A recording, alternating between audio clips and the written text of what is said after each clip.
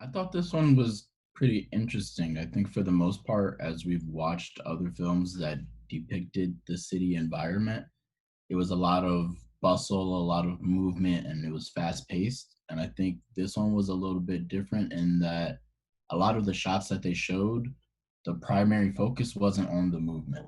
So maybe there was a view of a statue and you see a bird walking by on the side, or you have a picture of the skyline and you see a train passing by. But almost for the entire film, except for that shot of the train and the expressway on either side, it was kind of minimal on the movement aspect.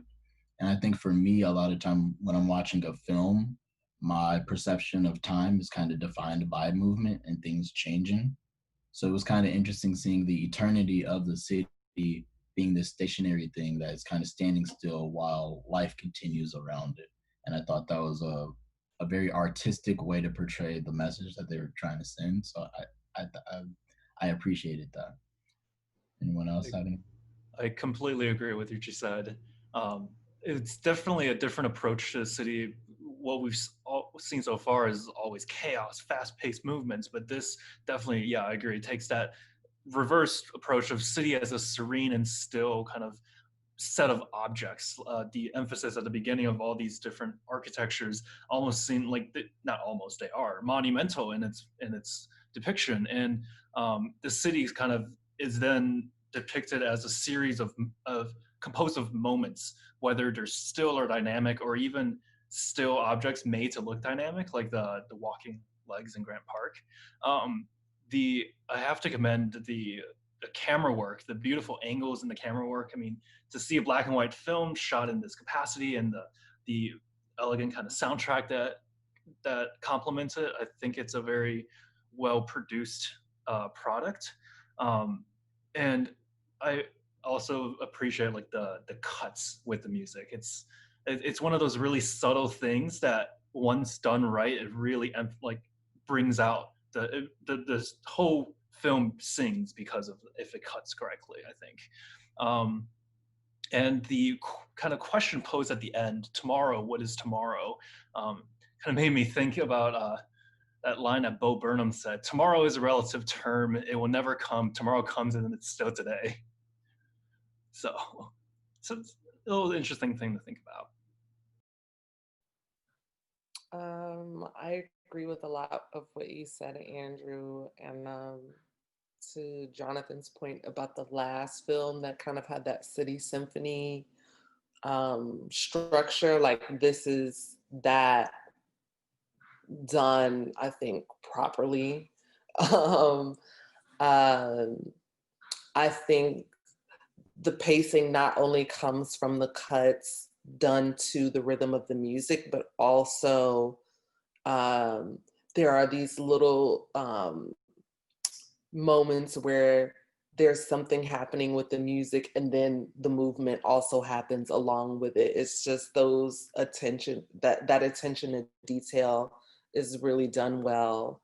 um, I personally don't think that they needed the text at the end. I'm a big person on kind of letting the art speak for itself without the need of kind of posing these questions, but that's my own personal opinion.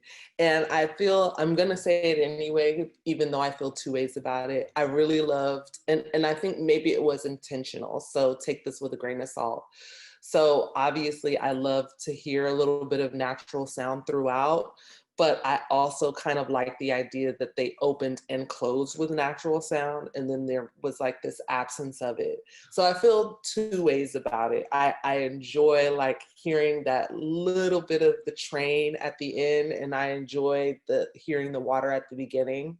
And I'm still trying to decide whether I wish I would have heard a little bit more throughout, or maybe if they would have just sprinkled it in ever so subtly. I think that that could have also just lifted it just a little bit. But I think that this was a very well crafted film. I really like the framing. I think that that was kind of like the hallmark of this one. Is I think that they were really intentional about each shot. I think the pacing was a little off for me because there wasn't like a consistent like beat. There's like a rhythm, a pace with like the way you look at film, and sometimes you're like you can tell if we're on a shot too long or we're not on a shot long enough. And I think that there were some frames where I was like, oh, wait, I, I needed to see that longer, or this is too long. I think the pacing maybe could have been like a pattern or a thought behind that. And I guess it's like a lot of emergencies over here. Sorry about that. Um, yeah, maybe. Are you on? I don't know where you are in Chicago, but this block is crazy. I do feel like the um, the text at the end, like Brianna said, I do think the text at the end is unnecessary. We don't want. I think with cinema in general, we don't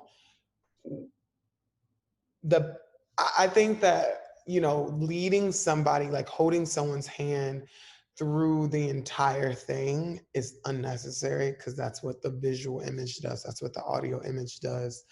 um and sometimes films that are too like on the nose, like this is what I want you to think, feels a little bit more like propaganda. Now this doesn't feel like art anymore. So it's like the titles are probably unnecessary, or we could do without them, and it's still a great film. So yeah, it is. I think, but for me, the hallmark was the framing. There were some beautiful silhouettes, black silhouettes.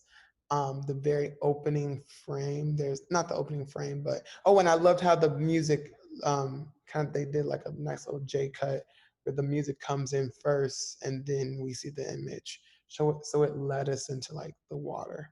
And that's just those are like cool little filmmaking things that are exciting to see.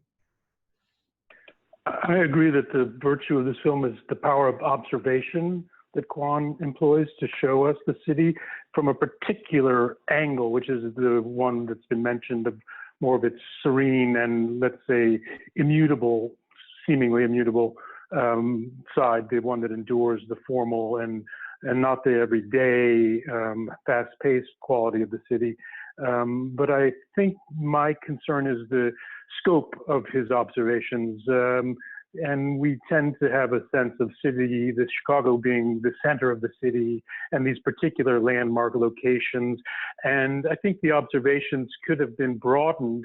I really appreciate the shifts in scale, from seeing a pigeon, seeing the water, seeing the skyline, seeing long vistas. And so I think that scope and scale could also have been extended to the nature of what we're seeing, because the city is a gum wrapper, the city is an empty lot, the city is many things, and this tended to, let's say, sanitize it in a certain way and idealize it, and I recognize why we might say, oh, that's the city that's eternal, but it's also the city that's somehow sanitized and not necessarily as true as it might be.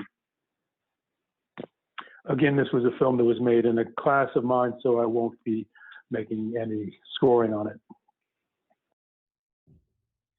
Yeah, I also consider the fact of the season is playing a lot of facts in this movie, and like I'm considering it's in winter time and all the trees are dead and there's like dry plants and everything. Chicago is all gray and dead, and this shows maybe the idea of having plants and the nature like for a day, or the infrastructure and the buildings for an eternity.